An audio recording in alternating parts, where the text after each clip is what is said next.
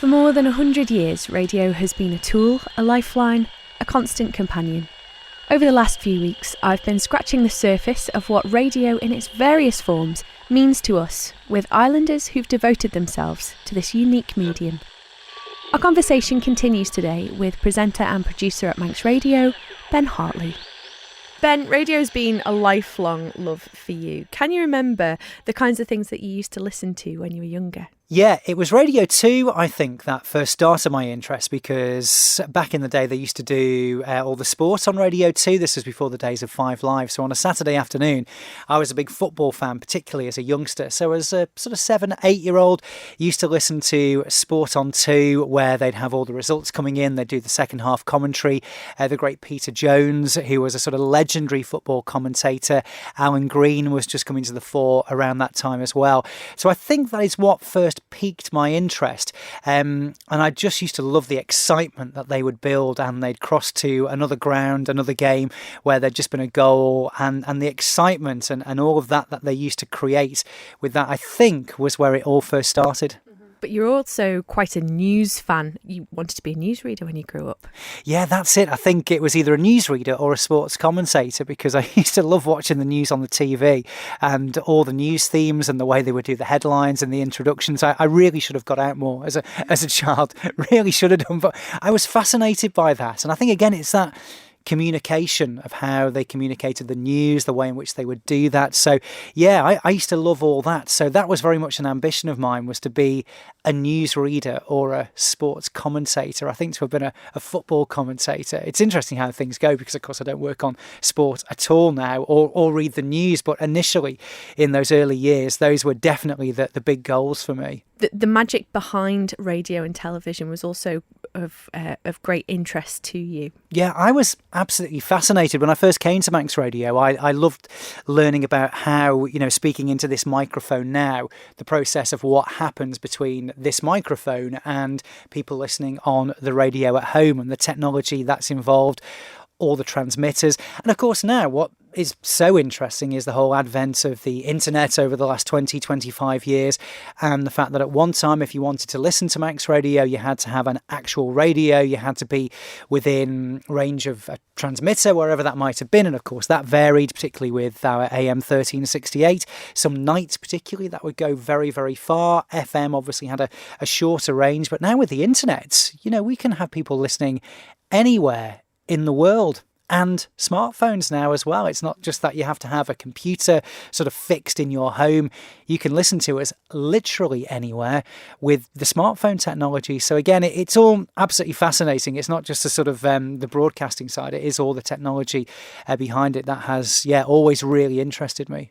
And talking of transmitters, it was sort of the lucky dip almost of what you could pick up when and where. I remember you telling me a little story about when you first got a car, and it just enabled you to listen to so much more on the radio. This is, again, I was getting out in these days, but I should have been doing something more productive, I'm sure. But yeah, when I first had a car, you could go to certain parts of the island if you were up high and pick up radio stations from across the water. So the west side of the island, you could pick up stations from Ireland and Northern Ireland.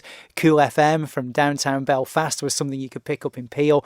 If you headed to the east side of the island, you could pick up radio stations like, on a good day, Radio City from Liverpool, BBC Merseyside, BBC Cumbria, BBC Lancashire, Rock FM, and even good old Radio Wave in Blackpool. So yes, this was always a big thing to go and try and listen to other stations. And that's interesting again, because now you could just literally sit here, get your phone out and listen to any one of those stations and any station around the world. But in those days, you used to have to travel a bit higher up somewhere. The Craignabar, Conrenny Way was good to pick up those radio stations from across in England. But again, it's how technology has changed. When I drive over the mountain, occasionally we'll get some Welsh language programmes mixing in with what we're listening to. It's still quite exciting to think that even in this day and age, that's still how it works. Radio essentially it's still the same technology, and we can still sort of pick up different parts of different people's lives from around Britain, around the world even. Yeah, it's twofold, because it's great that you can just listen on your phone to any particular station, but it is wonderful, like you say, if you're driving around, and sometimes the traffic reports will come in from BBC Ulster as I'm driving back towards Peel, often sort of coming down the Arch Alligan there. If you time it right, you'll get their reports coming in. So that's great. Still that old-fashioned way of picking up radio, but whatever form, be it listening on an old-fashioned transistor or via your smartphone or iPad or whatever the new technology is, it is still about that communication. And for me, that's what it will always be about. No matter how you listen, it's that communication between the person in the studio and the person listening at home. You're listening to The Power of Radio with me, Sarah Hendy, where we're exploring what radio really means to us. There are few people who better appreciate the true power of radio than former head of programming and current presenter of Greatest Hits at Manx Radio, Marc Tyley. His career with the British Forces Broadcasting Service took him to many parts of the world during troubled times, producing and presenting such programmes as two-way family favourites. My relationship with that programme was very brief, because even though it was in the 80s, it must have been early 80s, the programme was sort of on the wane even then. It was at its height, I guess, in the 60s. But the main thing was that you couldn't phone up and you couldn't really expect a letter quickly to get to your friends and family from overseas. It took ages. I'll give you an example. My first job with BFBS, British Forces Broadcasting Service, was in Cyprus. And if I wanted to phone up friends and family, I had to book a phone call. And you couldn't just necessarily get it that day. And come Christmas, you'd all be booking them. You'd have a 10-minute slot, and you'd go to the phone, and the operator would say, "We'll put you through now." And it was that basic. So how different is that from today? I mean, infinitely different. Yeah. It's a different world, isn't it? But what that must have meant to the people at home whose loved ones were overseas serving, you must have witnessed some really special connections in that job. Definitely. And going back to the two-way family favourites thing, it still had a lot of clout. It didn't have the 20+ million figure that it had in the 60s. It was by far the biggest, most listened to radio programme in Britain, certainly. But a message meant a lot, and a request meant a lot. And the idea of saying it with a record of your choice was very, very special, and especially at holidays and birthdays and Mother's Day and Valentine's Day. And the choice of records were fantastic. And we were always, as producer-presenters, hoping that we'd get a bit of a spread of songs and not the usual culprit. So it was always good when somebody chose something a little bit different from the "I Love You Because" or whatever. And that would help the BBC schedule it. And the way it worked is, if you were the London presenter and I was in Cyprus, you'd have your records and I'd have my copies, because the quality of the line wasn't good enough. You had to broadcast your own record locally, and they'd broadcast their own copy of the disc in London. And you had to make sure they went at the same time, and sometimes there were different versions, and you were trying to make sure they ended at the same time. So it was quite a skill to start the record at the same time and end it at the same time. Otherwise it would be a horrible silence, rather like those satellite delays with correspondence we see every night on telly these days. It would be a bit like that. We together have talked quite a lot before about the recent research that was done about what a particular presenter, what that voice means to someone. Can you tell us a little bit about the research, because I know it really sparked your interest? It was something I believed in all the time I was a program director or a station manager or whatever.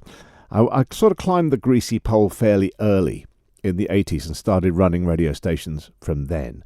And I always believed that the friendship element of a good radio station with its audience was at the heart of what made it successful. If you were aloof and distant, you could be a brilliant technical person and really smart in your endings and crisp and blah blah, but if it didn't have any emotional connection, it wasn't really going to work. Anyway, spool forward 30-40 years.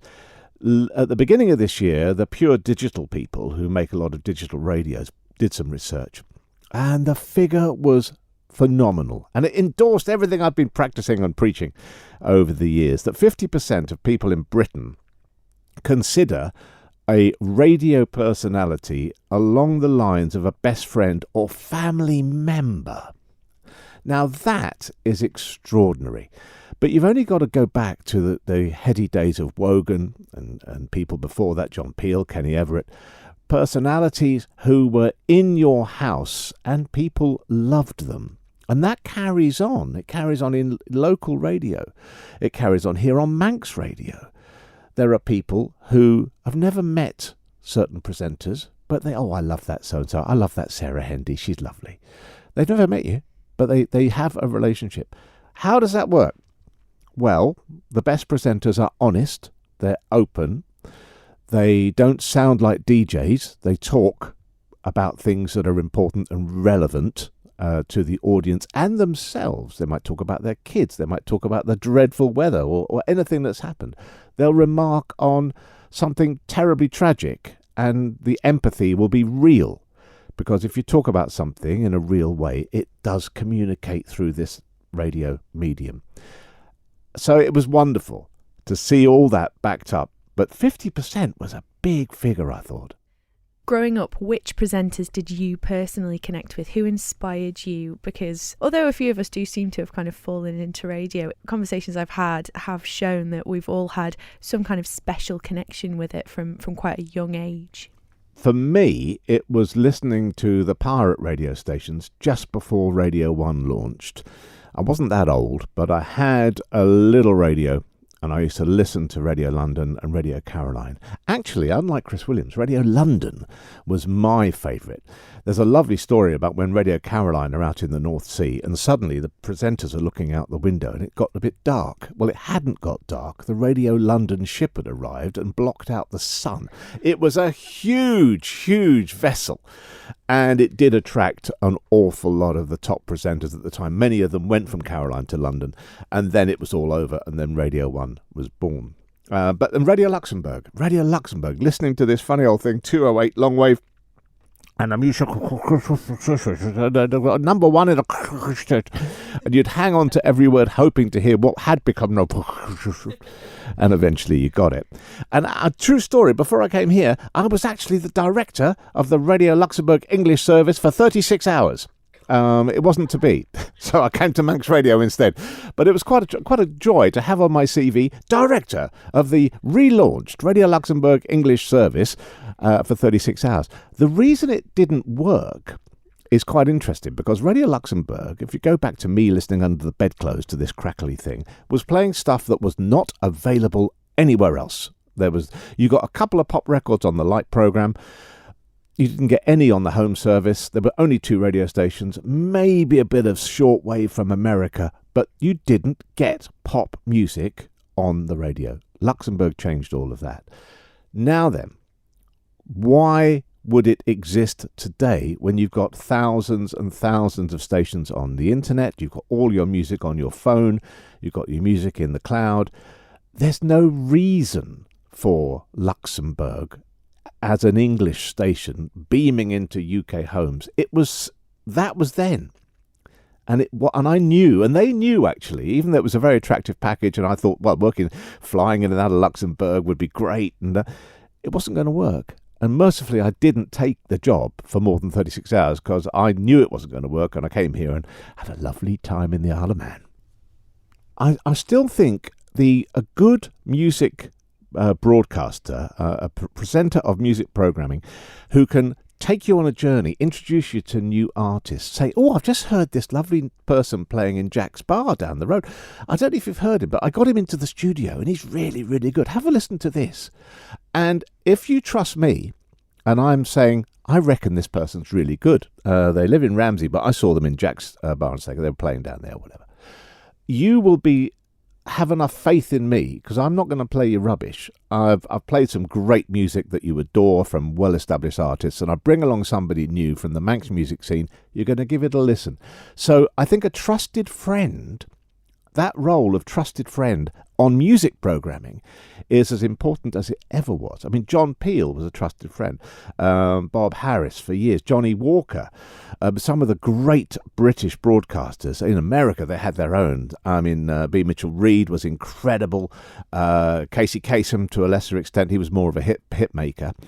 But if you get to know that person, as we said, you don't really, but you think you do, and you probably do to a certain extent, then when they bring you something new, you will listen with, at best, interested ears. At worst, at least you'll be open to it. How do you feel about the future of radio? Now, that's really hard, because the Buggles, a million years ago, said video killed the radio star, and that didn't happen. Radio can't stay the same.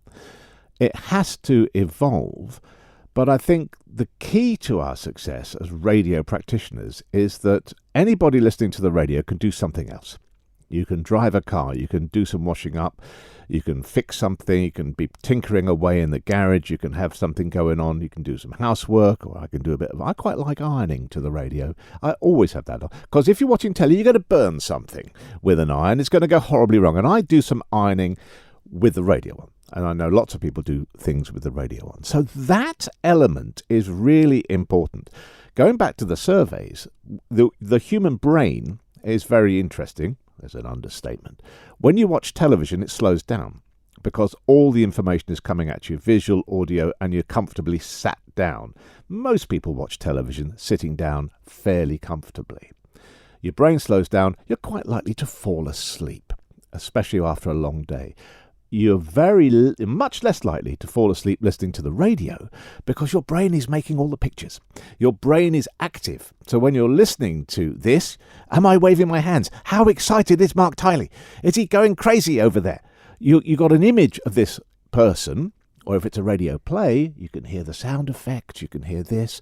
So the potential is immense. The technology that we've got at our disposal now to make better radio is incredible compared to having to faff around with tapes and things that we used to have to how to create these things. It's easier, but what I urge everybody is to be even more creative. Don't just say, oh, well, that's easy. No, push it, because the fact that we can all do something else while listening to this guff is unique. How do you feel about podcasts and the role that podcasts play in our daily lives in that same way? I've been a huge fan of podcasts for 12, 15 years. A great friend of mine, we used to do podcasts very early on. We were early adopters. And we went through all the podcasts available. And broadly speaking, 99% are rubbish. There's so much out there that is dreadful. What is there is great. And guess what it is? It's good radio. It just happens to be called a podcast. It's just a word. It's good listening. And there's good listening and there's bad listening for every individual. Now, my good and your bad can be anything. But for me, 90-odd% of a podcast are just dreadful.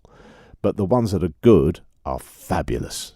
And they're really well thought through. They're honest. They're all the things we talked about earlier, but they happen to be called podcasts. All they are is radio, really. It was a real pleasure to be part of the British Forces Broadcasting Service for 28 years. It was a privilege, is the word I'm looking for. Because if you've seen Good Morning Vietnam, you'll know roughly what goes on. The difference between the American forces and the British Forces radio is that in the British Forces radio, we're all civilians. In American, they're all uniformed members of the armed forces. They have a rank, etc. We had an equivalent rank to enable us to move around seamlessly from officer status through to sergeant's mess and into the lads in the NAFI. But when you go somewhere and you're working with them on the ground, and somebody looks at you, and everyone's working with gas masks on. This wasn't me. This is a friend of mine. I'm not going to pinch his story. He sat there with his gas mask on, about to try and do a broadcast from the middle of Gulf War I. And a major looked through the door and said, oh, my God, if you're here, it can't be that bad. That means everything, that they look at you, because they know you didn't have to come. You went because you were going to get there and run a radio station in the middle of the Gulf War and do reports. Spool forward to the Second Gulf War, which I was involved with in terms of reporting out of that theatre. And you get the most incredible privilege of meeting people. We had a little lad who came into the station, and I think we'd given him a job, and he came from a local port, and the whole family, these were people who had nothing, but would bring us dates and nuts and things, and just keep coming up to the British Forces station in the middle of a terribly dangerous situation. I mean, we had, I don't know how many people blew themselves up at the gates, literally suicide bombers, horrible, horrible stuff going on. Another story from that era, the privilege of meeting people. We needed a new roof. Our little compound in the middle of this place, we're talking Iraq, by the way, southern Iraq. It needed a big roof to keep the heat off, because in the middle of the day, the temperature was around 45, 50 degrees. So it was unbearable heat. So to take the first sting out of it, you put a big extruded metal roof over your porta cabins, so it doesn't heat up too much.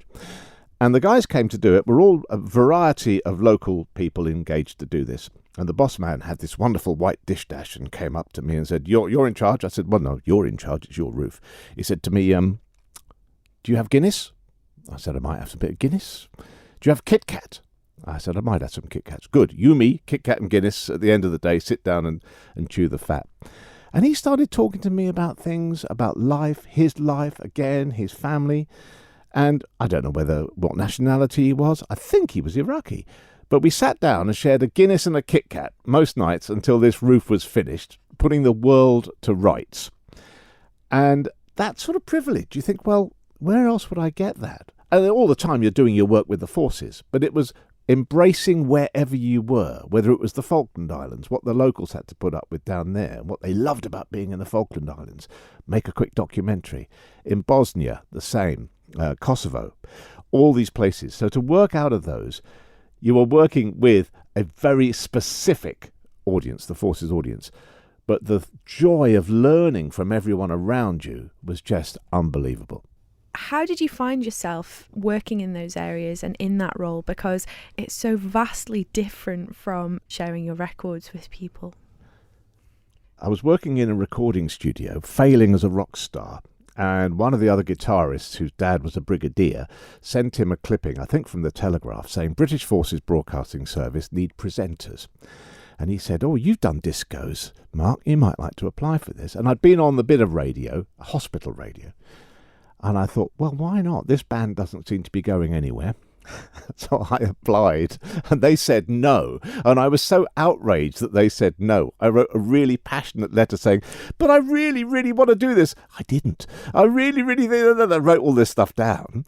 And they got me a voice test, and I got a job. And only once I've really got into it, I knew nothing about it, really. Like you, I'd heard Family Favourites and thought, I'll do some of that. Oh, I wish. It was so different. And it was brilliant. And I thought I'd be there for 2 years. It ended up 28 years, all around the world. I mean, literally all around the world, several times, and to some extraordinary places. When the situation was dangerous, or potentially dangerous, you had to be very, very careful. My first real sort of trip out to that was during the dark days of the conflict in Bosnia, which was horrendous. And this is before the NATO forces went in. This was under UN, and it was chaos. There were nationalities all over the place. Nobody knew what was going on, and it was absolute chaos and incredibly dangerous. Can you imagine sitting in an ordinary Land Rover being told on the radio, you weren't driving, you were being driven, that you can't go over that hill until they stop fighting for lunch, because they might shoot your Land Rover by mistake. So eventually, both sides stop fighting. Radio message comes through. Yeah, you can go through that valley now. They've stopped for lunch. That's how bonkers it was. And it's very scary. And I honestly, the idea of dying was pretty horrible. What was worse was the idea of getting very, very seriously injured and being an absolute liability to everyone who loved me. And I thought, would it be better if it just ended quickly, then I come back in a terrible state and nobody can move on from what's happened to me. And those are the sort of thoughts that go through your head. but only afterwards. And you know what? When you're in a situation where you are working in a very, very intense situation, the flywheel doesn't stop straight away. You come back to England and your mine awareness training kicks in, and you don't step off the concrete path in case there's a mine in the grass next to you. Now you're in a park in Chiswick, but you're still thinking mine awareness, and then you get back to normal. I had a guy came to see me, and we were at the cash point. A car backfired. A military guy. He dived to the ground and was feeling for a weapon that he didn't have on him, and we were in Cheltenham. Right, so that sort of takes a while to undo the flywheel, but again, an absolute privilege to work alongside people who are doing things far more dangerous than jabbering away on the radio, far more, and putting themselves in far more dangerous positions. It is ultimately an incredible privilege.